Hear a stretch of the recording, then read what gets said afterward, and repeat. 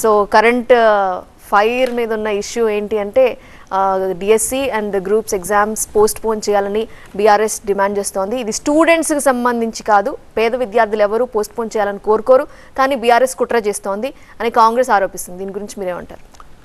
ఈ మాట చెప్పే కాంగ్రెస్ నాయకులు ఎక్కడో ప్రెస్ మీట్లు పెట్టి చెప్పొద్దు. నిజంగా ఈ సమస్య ఎవరిది, ఈ సమస్య ఎవరు లేవనెత్తిండ్రో, ఎవరు విద్యార్థులను రెచ్చగొట్టిండ్రో ఫస్ట్ వాళ్ళకు ఒకసారి మనస్సాక్షి అనేది ఉంటే దాన్ని అడగాలి. ఈ మాట విద్యార్థులకు అంటే యూనివర్సిటీకి వచ్చి మాట్లాడాలి, లేకుంటే అశోక్ నగర్లో ఉండేటువంటి కోచింగ్ సెంటర్ల దగ్గరకు వచ్చి చెప్పాలి, లేదంటే చిక్కడపల్లిలో ఉన్నటువంటి లైబ్రరీ సెంటర్కి వచ్చి చెప్పాలి.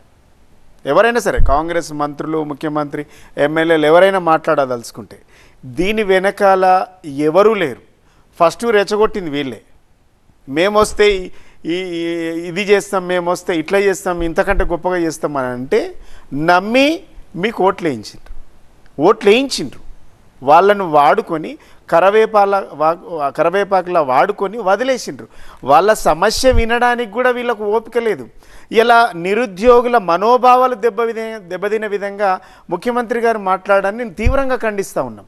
ఇలా ఆ మాటకు ఈరోజు యూట్యూబ్లలో సోషల్ మీడియాలో చాలామంది అమ్మాయిలు మేము చనిపోతామనేసి మెసేజ్లు పెడతా ఉన్నారు. ముఖ్యమంత్రి గారు మాట్లాడినటువంటి మాటలు చాలా బాధాకరం.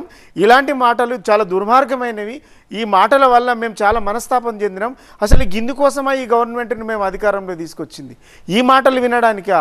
మేము ఈ మాటలు వినడానికి మేము ఈ ప్రభుత్వాన్ని, ఈ పార్టీని మేము వెనకేసుకొచ్చినామా అనేసి ఇలా సోషల్ మీడియాలో నిరుద్యోగులు, విద్యార్థులు, అమ్మాయిలు కూడా ఇలా మీరు సోషల్ మీడియాలో ఒకసారి చూడండి.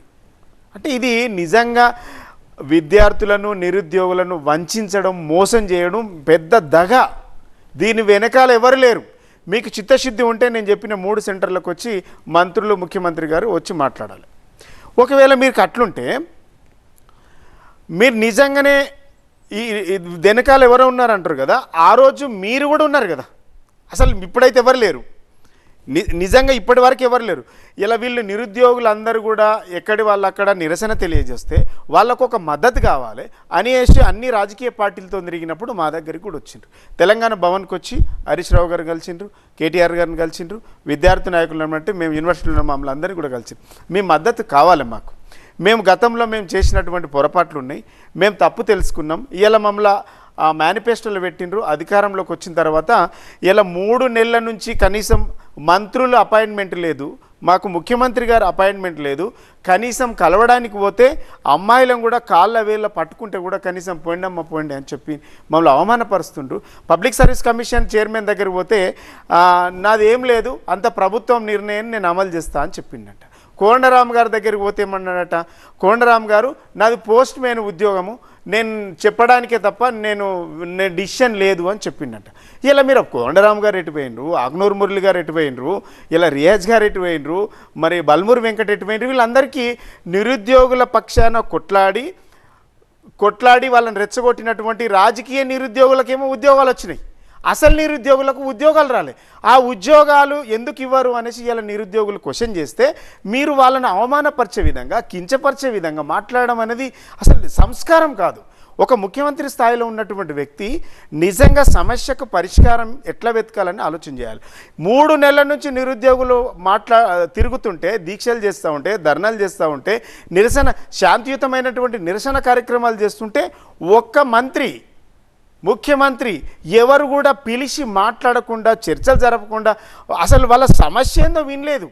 ఇప్పటి వరకు వాళ్ళ సమస్య వినలేదు అంటున్నా. మోతీలాల్ నాయక్ అన్నటువంటి అభ్యర్థి, నిరుద్యోగి విద్యార్థి ఉస్మానియా యూనివర్సిటీలో ఆమరణ నిరాహార దీక్ష చేస్తే ఆయన తీసుకొచ్చి గాంధీలో పెట్టిండ్రు హాస్పిటల్లో. గాంధీ హాస్పిటల్లో 9 రోజులు గాంధీ హాస్పిటల్లో ఉంటే మా పార్టీ తరపున కూడా మేము వెళ్ళి పరామర్శించడం జరిగింది. రాత్రి బెదిరించి, వాళ్ళ కుటుంబ సభ్యులందరినీ బెదిరించి దీక్ష విరమింపజేసిండ్రు. ఇలా మీరు దీక్ష విరమింపజేసి దాని వెనకాల ఎవరు లేరు.